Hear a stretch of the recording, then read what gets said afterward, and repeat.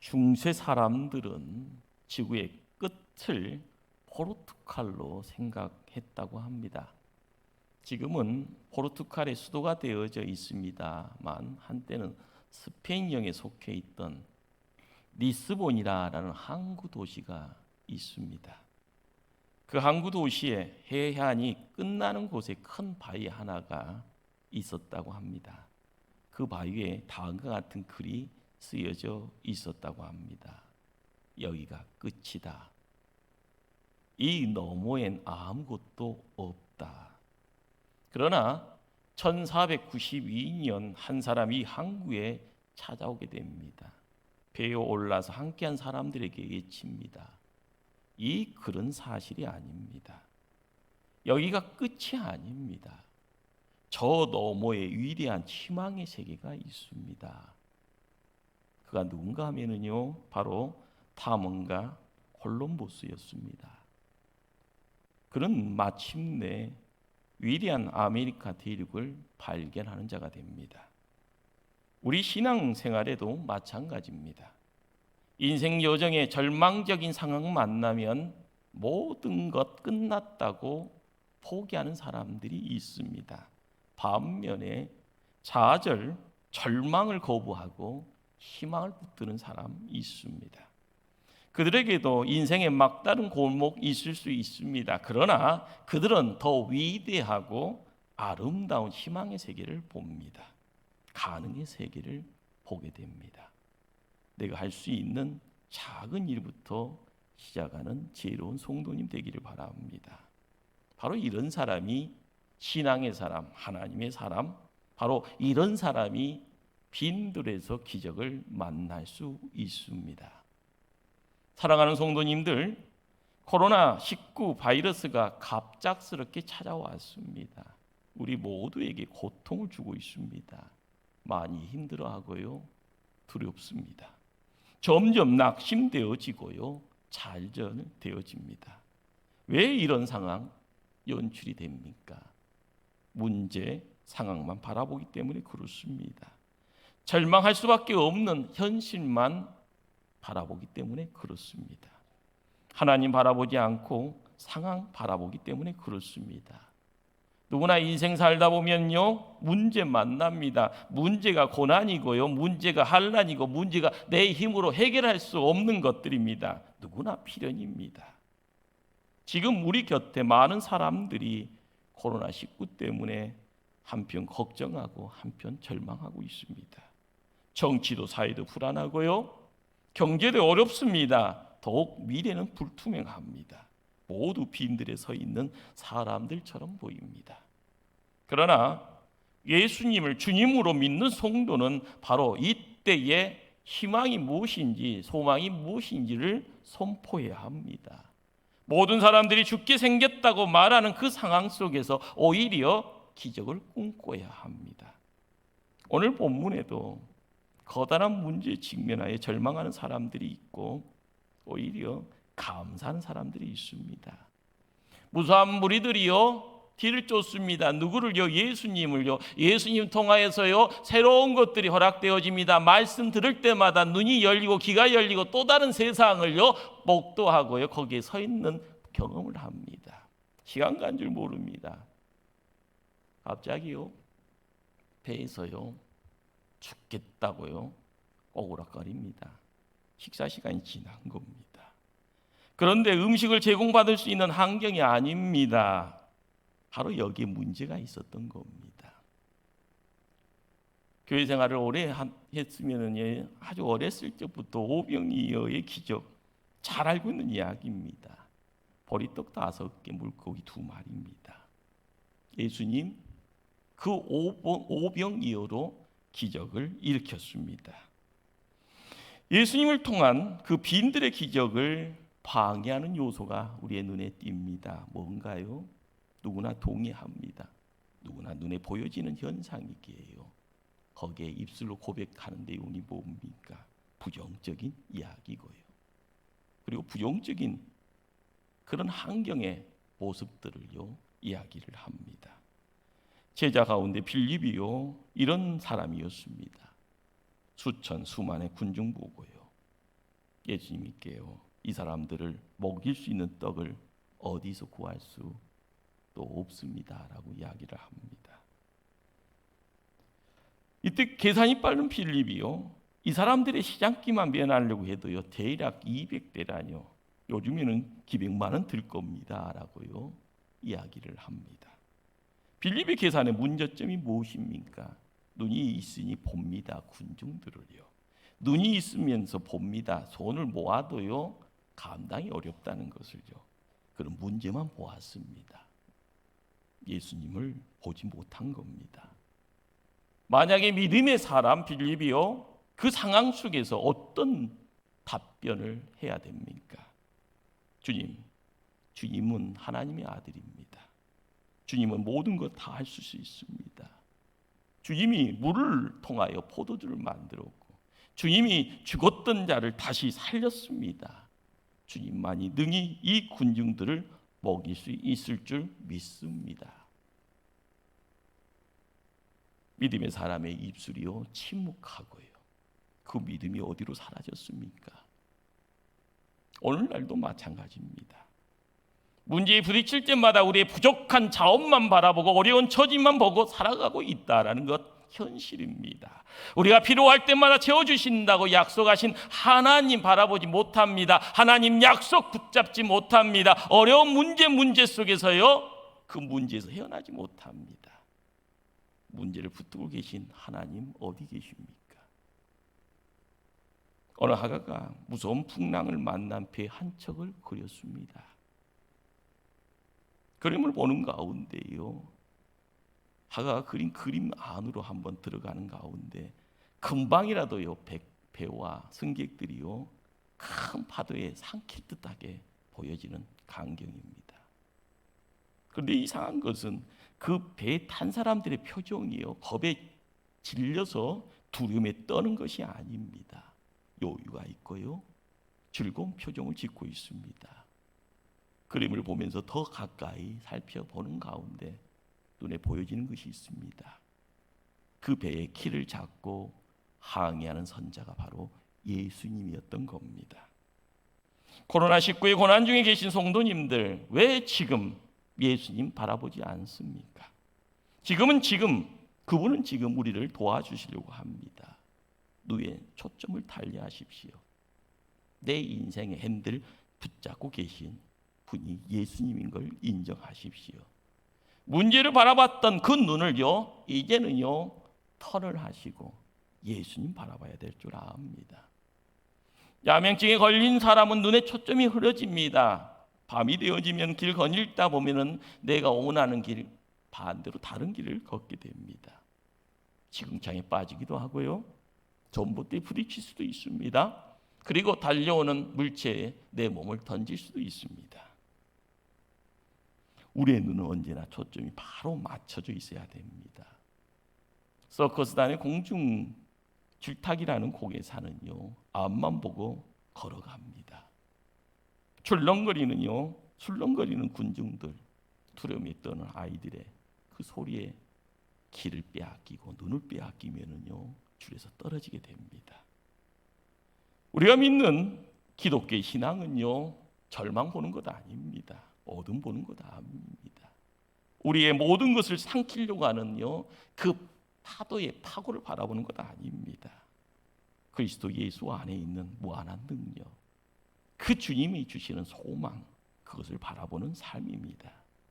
부정적인 안경을 벗어버려야 될 때에 벗어보지 못하면은요 밝은 마음이요 우리의 삶 속에는요 만들어지지 않기에 나는 자초되어집니다.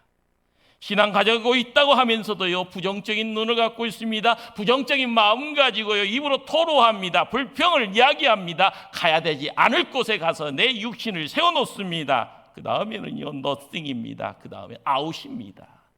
우리의 삶에요 죽음이 뭔가요? 우리의 삶의 멸망이 뭔가요? 내가 세움받아야 될 곳에 세워져 있는 가운데 고난이 고난으로 느껴지지 않는 가운데 내 마음의 평안을 얻어갈 수 있다라는 것, 그것이요 내가 만들어가는 것이 아니라 하나님이 주시는 겁니다. 신앙을 가졌다 하면서도요 부정적인 눈을 통하여 부정적인 자발적인 행동을 하고요. 신앙을 가지고 있다면서요. 내 안에 있는 믿음은요. 포기해버리고요. 문제 속에 휩쓸려 가다 보면은요. 마지막은 어디에 있습니까? 철저하게 예수 바라보는 것이요. 생명줄입니다. 예수님 의지하는 것이요. 승리하는 길입니다. 그럴 때 그 믿음 때문에 빈들에서 기적을 만날 수 있을 줄 압니다. 오늘 본문은요. 절망적인 상황을 극복합니다. 도시락 하나로요. 5천 명이 배부리 먹습니다.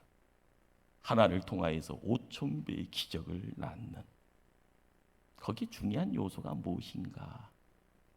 우리는 말씀을 통하여서 그 하나님의 은혜의 자리로 나가야 될 줄 압니다. 첫째로 이 빈들의 기적은 보리떡 5개, 물고기 2마리를 바친 소년의 믿음입니다. 보리떡이 뭔가요? 저도 어렸을 때 먹을 것도 없다 보니까 뭘 꿈지락꿈지락해서 줄 때 뭐 떡을 먹습니다. 좋은 떡이 아닌 개떡 같은 거요. 돼지에게 주는 겨, 쌀겨, 보리겨, 부드럽게 빠사서 만드는 쌀겨떡입니다. 이 겨떡이 개떡이 되는 거고요. 이런 떡은 가난한 집에서 어떻게 보면 주식이 되기도 하고 아이들에게 간식으로 나눠주기도 하고요. 그리고 나귀들에게도 먹여 어떤 가난한 사람들에게 던져지는 음식이 되기도 합니다. 이 물고기는요, 어떤 단어를 쓰는가 하면은 옵살리온이라는 단어를 씁니다. 온전한 고기가 아니고요.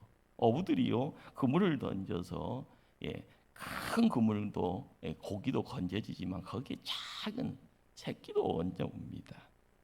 바구니에 담아가는 것은요 큰 고기요, 팔 수 있는 고기, 먹을 수 있는 고기요. 그렇지만 작은 고기는 다시 물속으로 방류를 합니다. 그런데 크지도 않고 작지도 않은 그런 어중증증한 그런 고기는요 뭐라고 이야기합니까? 보통 그런 고기는요 바닥에 던집니다. 구약의 율법은 이런 행위를요, 왜 이런 행위를 요청을 하는가 하면은 바로 가난한 자, 고아, 가부들에게 이것들을 던져주라, 음식 되게 하라, 그런 의도가 거기에 있던 겁니다. 바로 오늘 만나게 되는 이 물고기는 옵살리온이라 크지도 않고 작지도 않고요. 그렇지만 어려운 자, 가난한 자, 가부들에게 허용되어졌던 그런 물고기입니다. 어떻게 보면 소금에 절인 자반 고등어 같은 물고기가 오늘 만나게 되는 옵살리온 물고기입니다. 지금 예수님 앞에 떡 5개, 물고기 2마리가 바쳐집니다. 가난한 사람의 한 끼 도시락 식사입니다. 이 보잘것없는 음식에서 기적이 일어납니다. 사실 5천 배가 아니라 2만 배쯤으로 우리가 추정이 됩니다. 왜 그럴까요? 히브리인들의요, 유대인들의 숫자 카운터는요, 남자는 쉬지만 여자는 지나가고요, 어린아이도 지나갑니다. 그러니 거기에서요 장정이 남자가 5천 명이더라. 함께 어울리는 가운데 대략 미니멈 2만 명은 되었을 거라 추정이 되어집니다. 이 엄청난 기적이요, 어린 소년의 작은 헌신 그리고 희생을 통하여서 만들어집니다. 주님은 언제나 기적의 씨앗을 요구합니다. 다 된 것을 요구하는 것이 아니라요. 빈들 기적은요 하늘에서 그냥 떨어진 것이 아니라 어린 소년이 예수님께 드렸던 개떡이면 개떡이고요, 고기도 초라한 고기통하에 이루어졌습니다. 참으로 보잘것없는 것이 기적의 씨앗이 된 겁니다. 이 작은 헌신, 사람으로는요 측량할 수 없는 엄청난 뻥튀기라 이야기되어지는, 그렇지만 그것이 기적이었습니다. 그리고 그 기적을 받아가는 그릇은요 작은 소년의 믿음입니다. 언제나 기적은 믿음이라고 하는 그릇 위에 담겨지는 것입니다. 보리떡 5개, 물고기 2마리, 빈들 기적을 만나는 그 자리에 꼭 필요했던 겁니다. 이 시간 우리에게도 빈들 기적을 일으킬 수 있는 씨앗이 있습니다. 개떡이니 보잘것없는 물고기 같은 쓸모없는 것처럼 보이지만 우리에게도요, 우리가 가지고 있는 도시락이 있습니다. 내가 가지고 있는 하나가요 5천 명의 군중을 해서 무슨 소용이 있겠거니. 그러나 중요한 것은요, 내가 보기에 보잘것없고 내가 보기에는요 쓸모도 없지만 이것이 하나님의 손에, 예수님의 손에 들려졌을 때는 거기에서 기적이 일어납니다.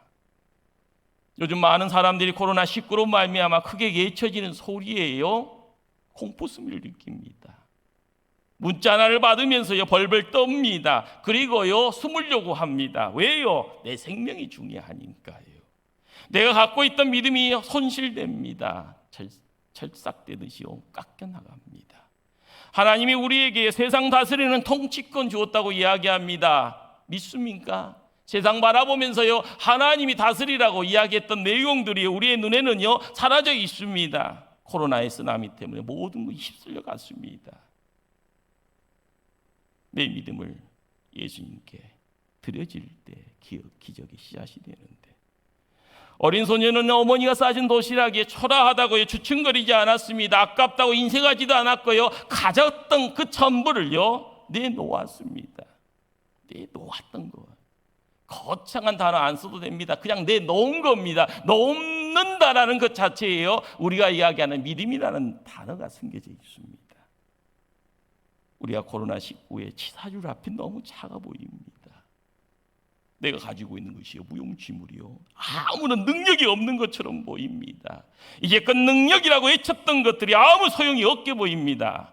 그러나 분명하게 우리가 명심해야 될 것이 있습니다. 내 것은 별 볼 일 없지만 주님의 손에 붙들리면 결코 부족한 것 아닙니다. 내가 하는 것 아니고요 하나님이 하십니다. 하나님이 지키시고요 하나님이요 인도하시고요 하나님이 복주십니다. 소년 다윗이 하나님의 장중에 붙들리니 만군의 여호와를 예쳐나갈 때 거인 골리앗이 나가 떨어집니다. 기드온의 군사가요 300밖에 보이지 않지만은, 모여있지 않지만은요 하나님 말씀에 붙들리니 수십만의 미디안 군대가요 격퇴당합니다. 삼손의 손에 들려졌던 나귀 텃배가요 보잘것없게 보입니다. 날카로움이 없습니다. 단지 거기에 하나님의 능력이 있을 때요 수천 명을요 무찌러 나가더라는 겁니다. 내 손에 있을 때는 비록 작지만 하나님 손에 붙들려질 때는요 큰 겁니다. 사람들이 생각할 때는요 미랄처럼 작은 것처럼 보이지만 하나님 손에 들려지면 태산이 되어지는 겁니다. 성도의 가치는 여기에 있습니다. 하나님 손에 들려지는 것이 대단히 가치가 있는 것이라, 존귀한 것이라. 내가 지금 나의 보물창고라는 곳에요 내 믿음을 숨겨놓아서 가치 있는 것이 아니고 존귀한 것 아닙니다. 하나님 손에 있을 때 가치 있고 존귀한 겁니다. 염려하지 마십시오. 우리가 하나님 손에 붙들려지는 그 역사에 있을 때, 그분 바라보는 가운데 생명의 길이 허락되어질 때, 뚜벅뚜벅 주님 바라보고 발걸음 옮길 때 만사의 형통은 함께합니다. 하나님의 기적이 우리의 삶에 찾아올 줄 압니다. 미국의 남북전쟁 때의 일입니다. 곳곳의 전투는요 남군이 초창기 때는 강한 힘으로요 북군을 압도하죠. 양식도 부족합니다. 전쟁은 점점 길어져 가는데요 링컨에게요 부한 사람이 찾아와서 이야기합니다. 카카, 하나님께서 지금 우리 편에 계시면 얼마나 좋겠습니까? 링컨이요 뭐라고 할까요? 내 관심은 지금 하나님이 어느 우리 편인가 아닌가 있지 않다. 다만 내가 하나님 편에 서 있는가를 기도 중에 묻고 있다네. 내가 하나님 바라보면 언제나 하나님은 나를 보고 계십니다. 내가 하나님께 손 내밀면 언제나 그분은 나의 손을 붙잡아 주십니다. 하나님이 어디 계십니까? 코로나 때문에요 하나님께서 멀어집니까? 내가 하나님 편에서 멀어집니까? 아무런 이상이 없는데도 벌벌 떨고요. 믿음 때문에, 믿음이 아니라 의심 때문에요. 예배의 자리에 나갈 수 없는 이 부족함의 내용, 초라함의 내용, 우리가 새로워져야 될 줄 압니다. 두 번째, 빈들의 기적이요, 감사로 이루어진 기적이다라는 겁니다. 오늘 읽었던 11절은 이런 말씀을 기록합니다. 예수께서 떡을 가져 축사하신 후에, 예수님이 떡을 가져 축사하셨다는 겁니다. 이 말은요, 자연스러운 식사 감사 기도를 의미합니다. 떡 5개, 물고기 2마리를 놓고요, 감사 기도하더라. 5,000명의 식사가 태산처럼 쌓여 있는 것처럼 감사 기도했다는 겁니다. 여기에 우리가 조금 시야를요, 말씀에 놓고 우리가 묵상을 해봐야 됩니다. 지금 당장 전 세계 확진 환자의 수는요, 몇십만 명이라고 이야기되어지고, 그 엄청난 사상자의 수가요, 한국과 멀어져 있지만 언제 우리 안으로 찾아올지 모르는데요. 사업을 하는 자영업자들이 한숨 소리 듣고 있으면은요, 어디에 수가 있을까 고민만 되어지는 그런 상황인데요. 감사 기도가 나올까요? 눈으로 보여지는 수만 명의 사람. 그러나 내 앞에 놓이는 것은요, 물고기, 떡, 보잘것없는 겁니다. 그런데 예수님 감사합니다.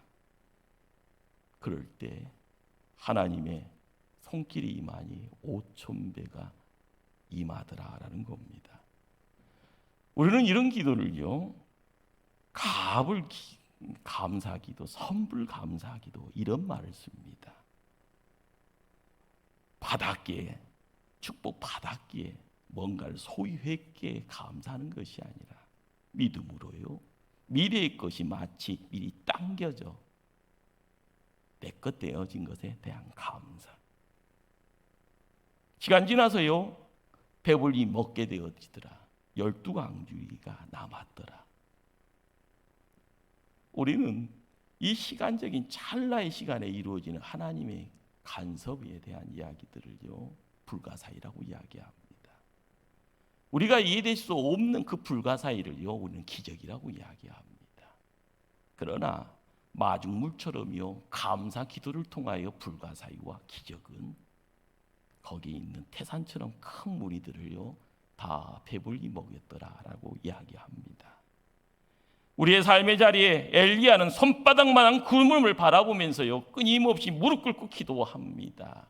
하나님, 손바닥한 것이요, 때돼서 그 지역에 큰 단비가 되어서 나타났다 이야기합니다. 이것이 믿음입니다. 미국 교회에 A.A. 하린이라는 한 인물, 억만장자의 간증입니다.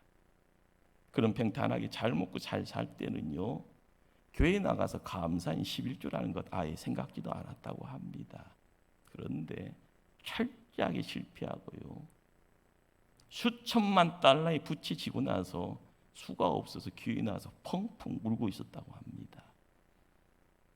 목사님하고요, 이야기하는 가운데 목사님이 긴 이야기 않고요, 감사라는 말을 던져줍니다.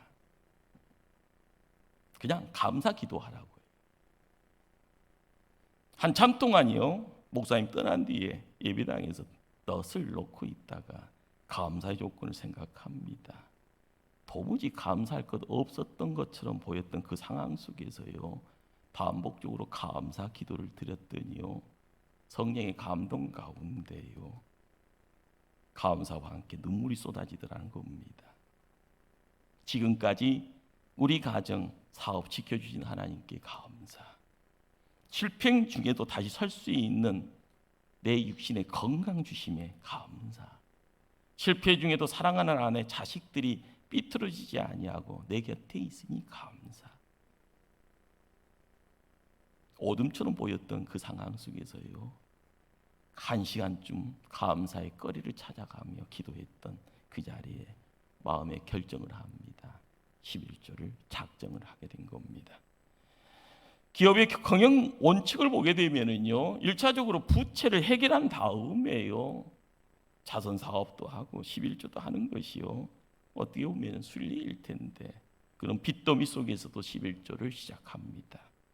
주변에 있던 직원들이 모아서 이것은요 위선이다, 윤리적 윤리에도 어긋난다, 빚지고 있으면서 무슨 11조 하냐, 이렇게 공격을 합니다. 그런 사람들을 모아놓고 이야기를 합니다. 나는 지금 윤리가 먼저가 아니다, 영적 원리가 더 중요하다. 나는 부채 상한보다 도덕적, 신앙적 상한이 더 급하다 이야기합니다. 직원들이 깜짝 놀라면서 무슨 말씀입니까? 당신이 어디서 도덕질했소라고 막 묻습니다. 그때 그는요 말라기스를 펴놓고 나는 하나님의 11조를 훔친 도둑놈이다라고 이야기를 합니다. 그는 그때부터 입으로도 하나님께 많은 감사하는 사람, 손으로도요 가장 많은 11조를 드리는 미국 교회의 인물이 됩니다.